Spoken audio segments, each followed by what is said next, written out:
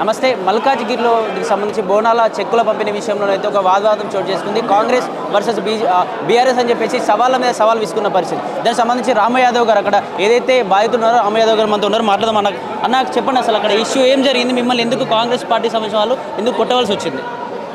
గత ఎన్నికల్లో మైనంపల్లి గారు పార్టీ మారినప్పుడు అతను వెంబడి వెళ్ళినందుకు ఒక కక్షపూరితంగా ఒక ప్రణాళికాబద్ధంగా నా పైన దాడి చేయడం జరిగింది. కాబట్టి అసలు ఆ బోనాల చెక్కులు అనేది ఎప్పుడు కూడా నా డివిజన్లోనే ఇస్తారు, ఎండోమెంట్ విజయ వినాయక స్వామి టెంపుల్లో. ఈసారి కావాలని దాన్ని అల్వాల్కి షిఫ్ట్ చేసుకొని, మల్కర్ లోకల్ అయితే మా మీద చేయలేరు కాబట్టి దాన్ని అల్వాల్ షిఫ్ట్ చేసుకొని అల్వాల్ గుండాలతో రౌడీలతో నా పైన దాడి చేయించడం జరిగింది. అంటే ఎందుకన్నా, అంటే ఇంతకుముందు నుంచే ఏమైనా మీ పైన కక్ష మిమ్మల్ని కొట్టే ప్రయత్నం ఏమైనా జరుగుతుందా ఇంతకుముందు నుంచే, లేకపోతే? ఆల్రెడీ ఇప్పుడు కూడా మీరు చూడండి, ఒకటి సోషల్ మీడియాలో పెట్టాను నేను. ఇప్పుడు నా ఆఫీస్కి ఒక 1 month బిఫోర్ నా ఆఫీస్ పైన అటాక్ చేశారు.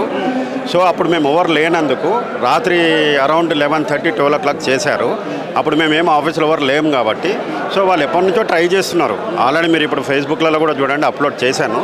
సో మొన్న దాన్ని అడ్వాంటేజ్ తీసుకున్నారు, ఎందుకంటే ఎండోమెంట్ కమిషనర్ మినిస్టర్ వాళ్ళ పరిధిలో కాబట్టి ఎండోమెంట్ కమిషనర్ ఫోన్ చేయించుకొని దాన్ని అల్వాల్కి షిఫ్ట్ చేయడం జరిగింది. ఒక ప్రణాళికాబద్ధంగా, అంటే కావాలని కేవలం రామ్ యాదవ్ని టార్గెట్ చేసి నా పైన దాడి చేయడం జరిగింది. అది కూడా ఎందుకనంటే ఎలక్షన్లో నేను అతను వెంబడి వెళ్ళినందుకు నా పైన కక్షపూరితంగా దాడి చేశాను.